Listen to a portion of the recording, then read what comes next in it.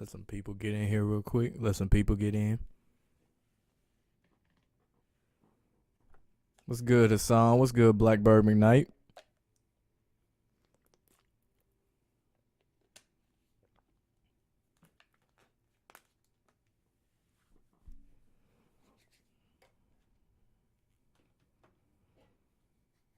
Okay, so again, we have another celebrity death in the year 2021. Of course, people die every year.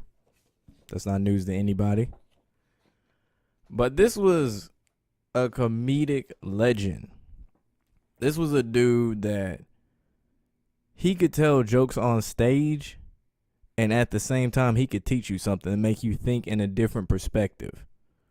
There's only so many comedians that can actually do that. You have Eddie Griffin, Dave Chappelle, Dick Gregory, George Carlin, and Paul Mooney, who can actually do that. But this one kind of hurts a little bit. Cause I done seen his stand up and was a fan of the nigga. But yeah, Paul Mooney. Paul Mooney was dead at the age of 79. And like you said, Blackbird, he died on Malcolm X's birthday. Which I'm going to leave that up for a second. So he was born on August 4th, 1941, and died May 19th, 2021, which is today. And he died in Oakland, California. They say the cause of death was a heart attack. It's a little bit similar to DMX. Granted, there's more of DMX. They said it was an overdose. And at one point they said it was the jab. There's a lot of things that went on with the DMX when they just shit didn't add up. But it was confirmed by his publicist, Cassandra Williams, per CBS News. But TMZ said it was his daughter, Spring Mooney, who confirmed it on Twitter. Paul Mooney was a head writer on the Richard Pryor show, because him and Richard Pryor were best buds. They're real close. He was a major writer on Good Times, which is a classic black TV sitcom, In Living Color, another classic TV show, Real Husbands of Hollywood, the show that Kevin Hart and all them was in.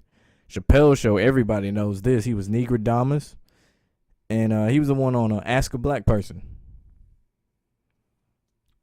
And as far as movies goes, he appeared in the movie Bamboozled and the Buddy Holly Story.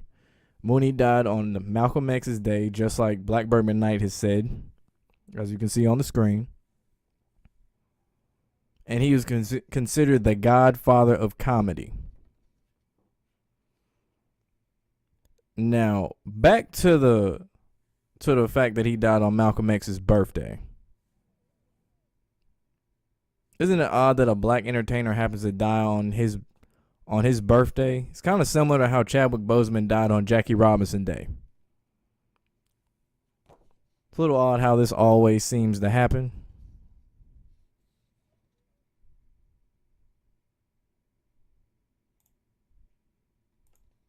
Another interesting thing I noticed was Paul Mooney equals 47 in gematria, and Dave Chappelle is 47 years old right now. And he was on the Chappelle Show, like I said earlier. Paul Mooney also equals 43. And he died one day after the 43-year anniversary of the release date of the Buddy Holly Story, the movie that he played in. R.I.P. equals 43 in gematria. They say his cause of death was a heart attack. That equals 36. The date numerology for May 19th, 2021 is 36. Heart attack also equals 72. The date numerology today is also 27. That's the inverse. Now, if you use his real name, or should I say his government name, Paul Gladney, that equals 46. Sacrifice equals 46. Murder by numbers equals 90. The date numerology today, again, 90. So you've had 27, 36, and 90 as far as date numerologies line up today. His government name, Paul Gladney, also equals 118. Death equals 118. And homicide equals 118. So a lot of the stuff A lot of pingers are pointing around Dave Chappelle. I'm not going to necessarily say that Dave Chappelle's the one who is responsible or anything, but hey, a lot of things are lining up that way.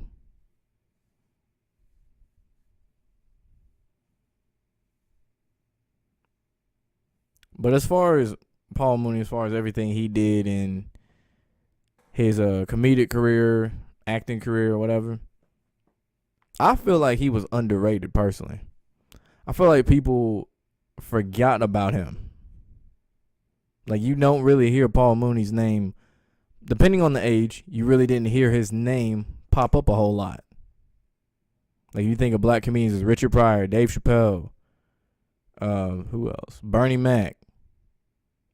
Those names pop. Kevin Hart. Those names pop up quick.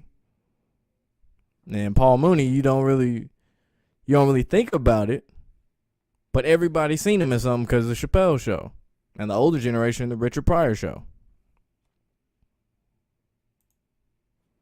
Saying Dave Chappelle's a clown. I wouldn't say that. Dave Chappelle one of the greatest comedians of all time. I wouldn't put him number one, but shit, I put him top 3. I would definitely put him top 3. Because I'd be willing to bet if the Chappelle Show came back today, it would still be good. There would be certain things they couldn't talk about, but I think the show would still be good. Like the Clayton Bigham skit. Yeah, that shit would not fly today. Shit would not fly today. Hold on one second.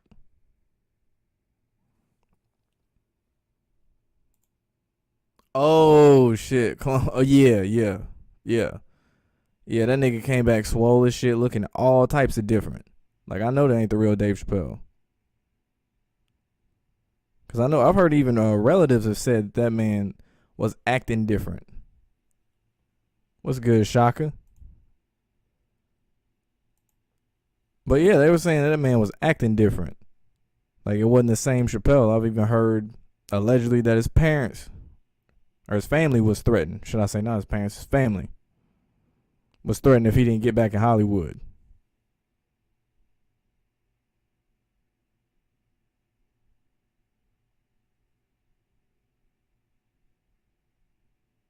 See what this man on.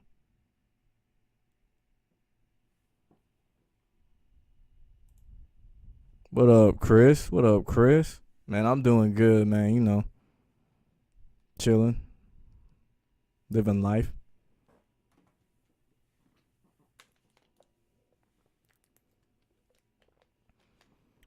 But an interesting thing about Paul Mooney, I remember there was this I forgot, I think it was a roast of Richard Pryor. Where like Richard Pryor and Paul Mooney were like joking about like doing all this gay shit and all this stuff. And they were joking really openly about it. And this was a time period where that shit was not gonna fly on a public level. And they were doing that. And then I remember there was a story of, who was it? I'm trying to think if it was Richard Pryor's son. I'm looking it up now. Son. Let me see.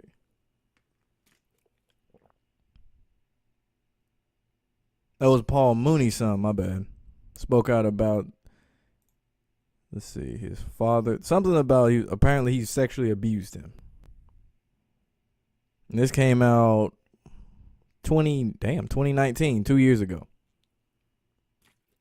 Which it seems like a trend that before they get rid of a black celebrity, they gotta throw dirt on their name in some way, shape, or form. Whether it be Bill Cosby, they going to buy NBC. Hold up, nigga. Nah, you ain't buying NBC.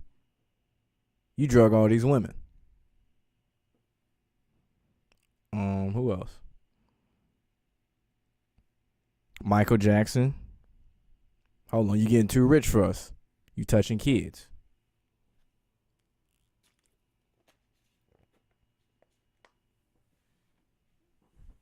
Shit, even younger black celebrities. Deshaun Watson. Oh, you want to trade? Oh, okay. Sexual assault. Still want to trade now? Like, they always do this shit. Kobe Bryant. Shit that happened in Colorado, allegedly. I don't believe he actually did it, but see how they do. They do that with every black celebrity in some way, shape, or form. Kwame Brown alluded to that in his many live streams that he's done in the span of like 3 days.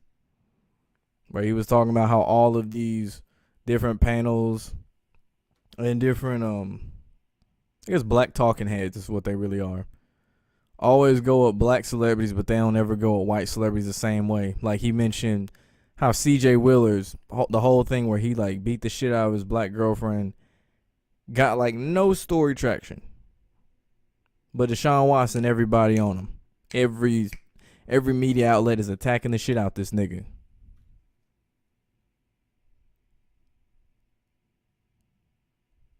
Oh shit, I didn't know that was you. Hard to keep up with all these damn names, man.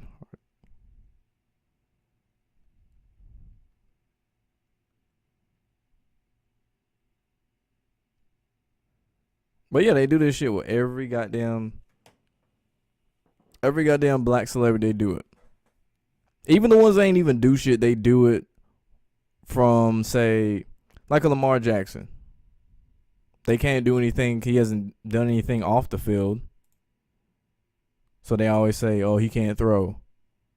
He's only good at running. He's a running back. Shit, Justin Fields. That's another one. But back to Paul Mooney, yeah, they do this shit in the industry on a consistent basis. It's ritualistic. If you're new here, look up gematria. It's basically how you decode everything that happens if it makes the mainstream media. Look up gematria and just read the little details they give, like the date, the time, the age of, say, a person that died. Little certain keyword or buzzwords, like with the Paul Mooney, the cause of death was a heart attack. Keyword heart attack. With DMX, they kept mentioning this prayer vigil. Look up prayer vigil. And once you understand that, you can see the pattern in certain things and how they do it and why they do it when they do it.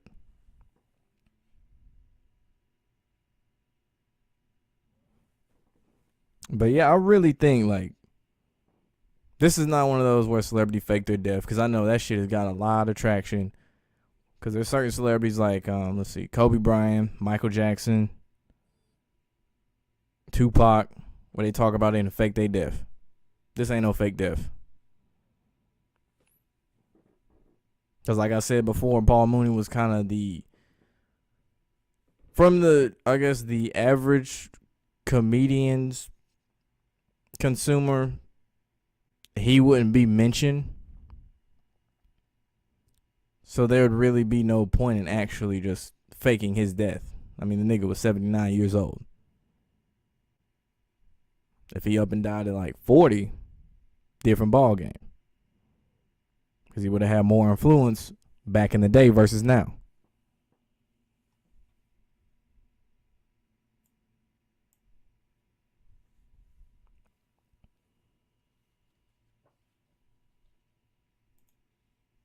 Do I think Vaughn really did? Yes. I don't think they faked that death. I don't think Vaughn was no fake death. I feel like they want to get organs out of him. Because if you saw the autopsy, they had his shit like sewn all the way up. Like all the way up. Shit like one of them corset vests or some shit. I don't think that was no fake shit. Same with FBG Duck. That was no fake shit. So they lit him up. Yeah. And I mean, shit, it don't help whenever every song is about murder. Like, it got to a point where, like, he was good at storytelling.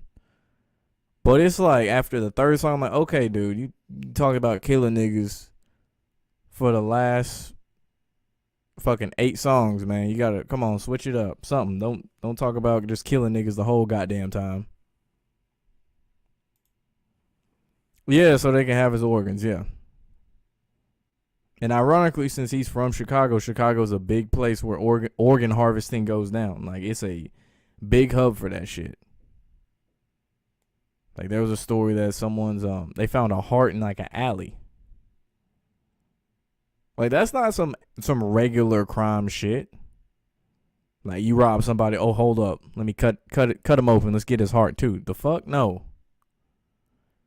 Nah, that shit is like real strategic. That shit is a setup. It's like the Kanika Jenkins situation. What was it? Zach TV, because Zach TV was getting too close to the story. Because he was finding the truth as to what was actually going down. So they had to off him. They're like, hey man, you about to expose too much shit. So they had to get him up out of there. And they don't play about that shit. When it comes to organ harvesting shit, they don't play about that. They do not play about that shit.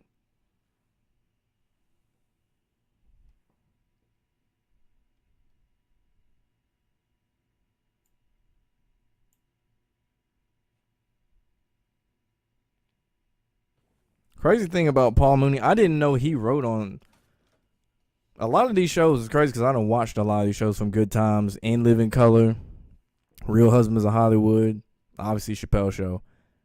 I didn't know this nigga had wrote on all of these shows. Like the Richard Pryor show, I figured. But I didn't know about Good Times, Living in Color. Like I said before, that's crazy.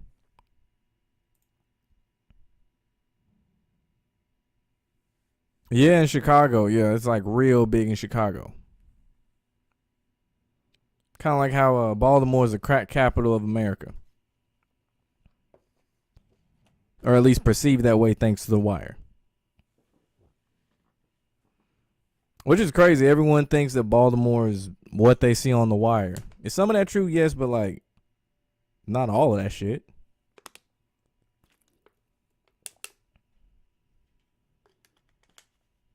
It's like if you thought everybody in New York had a New York accent. Not true. They got too many immigrants. So many different cultures and shit. If they came there later on, it'd be different though.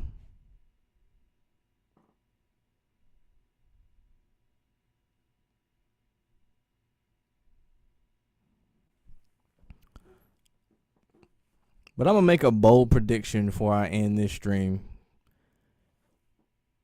I would not be surprised if, say, Dave Chappelle came out with a new special or a new movie or some shit soon. Because it's odd. A lot of shit points to him.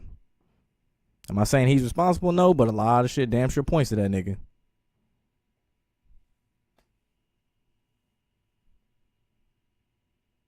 So R.I.P. Paul Mooney, one of the greatest comedians of all time. One of the most underrated comedians of all time, too. Like, comment, subscribe. I am out.